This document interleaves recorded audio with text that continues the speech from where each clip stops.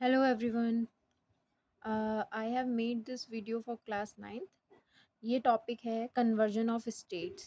Chapter 1 का topic है कि कैसे स्टेट्स आपस में कन्वर्ट होती हैं। जैसे कि मैटर स्टेट जो हैं मैटर की, सॉलिड, लिक्विड एंड गैस, अगर इन्हें आपस में कन्वर्जन इनका दिखाना हो तो वो किस तरीके से कन्वर्ट होती हैं और उन प्रोसेसेस को क्या बोला जाता है। तो लेट्स सी। अगर सॉलिड का कन्वर्जन लिक्विड में हो रहा है, means if solid is converting into liquid, अगर कोई सॉलिड है जो कि लिक्विड में चेंज हो रहा है, देन उसको एक प्रोसेस से होके गुजरना पड़ेगा जिस प्रोसेस को हम बोलते हैं मेल्टिंग। जब कोई भी सॉलिड मेल्ट होगा तभी वो लिक्विड में चेंज होगा और इस प्रोसेस को हम बोलते हैं मेल्टिंग। अगर इसका उल्टा कर दिया जाए तो इस प्रोसेस को हम क्या बोलेंगे, जैसे कि अगर लिक्विड किसी सॉलिड में कन्वर्ट हो, पहले सॉलिड लिक्विड में कन्वर्ट हो रहा था, अब का हमारे पास जो सिचुएशन आ जाती है वो सिचुएशन आ जाती है कि लिक्विड हमारा सॉलिड में अगर कन्वर्ट हो तो उस प्रोसेस को हम बोलते हैं freezing.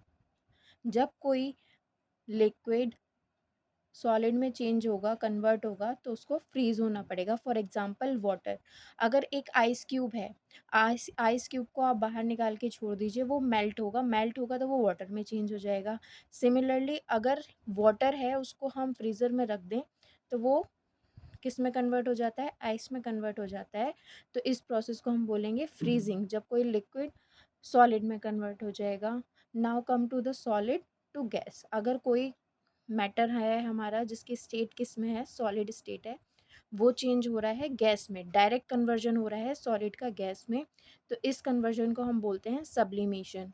For example camphor. Camphor होता है हमारा कपूर। कपूर की जो फिजिकल स्टेट होती है वो सॉलिड होती है, लेकिन आप उसको अगर ओपनली छोड़ दें तो कुछ टाइम के बाद वो गायब हो जाएगा वहाँ से। तो यानी कि सॉलिड जो है विदाउट लिक्विड में चेंज हुए गैस में कन्वर्ट हो गया, इस प्रोसेस को हम बोलते हैं सब्लिमेशन। अगर हमारी कोई गैस है जो कि डिपॉजिट हो रही है और सॉलिड पार्टिकल्स में कन्वर्ट हो रही है, तो इस प्रोसेस को हम बोलेंगे डिपोजिशन। या मींस जब कोई गैस कन्वर्ट होके किस में चेंज हो जाएगी, सॉलिड में। फॉर एग्जांपल जो कैम्फर की फ्यूम्स होती हैं, अगर उसे हम एक क्लोज्ड वेसल में रख लें तो वो सारी की सारी फ्यूम्स उस वेसल में इकट्ठी हो जाएंगी और वहीं पे वो डिपॉजिट हो जाएंगी, और जो फ्यूम्स डिपॉजिट होंगी वो एक सॉलिड फॉर्म में हमें मिलेंगी। Similarly if I will talk about the state of matter liquid, अगर लिक्विड का कन्वर्जन हो रहा है गैस में तो इस प्रोसेस को हम बोलते हैं, लिक्विड अगर कन्वर्ट हो रहा है गैस में, then it is known as boiling, या हम इसको इवापोरेशन भी बोल सकते हैं। जैसे कि वाटर को अगर हम बॉईल करें तो वो किस में, वेपर्स में चेंज होना स्टार्ट हो जाता है। तो इसको जब लिक्विड किसी गैस में चेंज होता है तो उसे बॉइलिंग के थ्रू होके गुजरना पड़ता है, और इस प्रोसेस को जब जब लिक्विड गैस में कन्वर्ट होता है तो उस प्रोसेस को हम बोलते हैं बॉइलिंग या फिर इवेपोरेशन।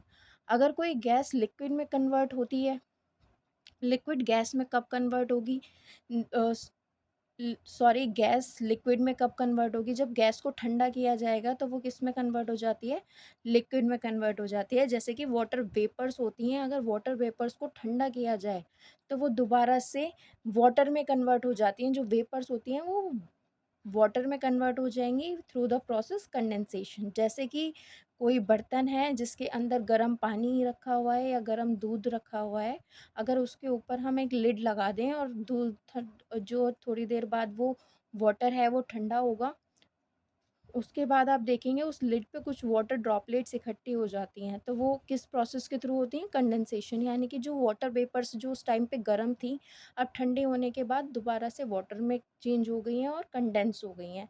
इसी प्रोसेस से जो हमारी वाटर साइकिल होती है वो भी चलती है। जो सी से वाटर ऊपर क्लाउड्स की फॉर्मेशन होती है वो इवेपोरेशन के थ्रू होती है, और जो क्लाउड से रेनिंग होती है वो कंडेंसेशन के थ्रू होती है। आई होप आपको ये पूरा साइकिल समझ में आया होगा, सारी कन्वर्जन समझ में आई होंगी। Thank you.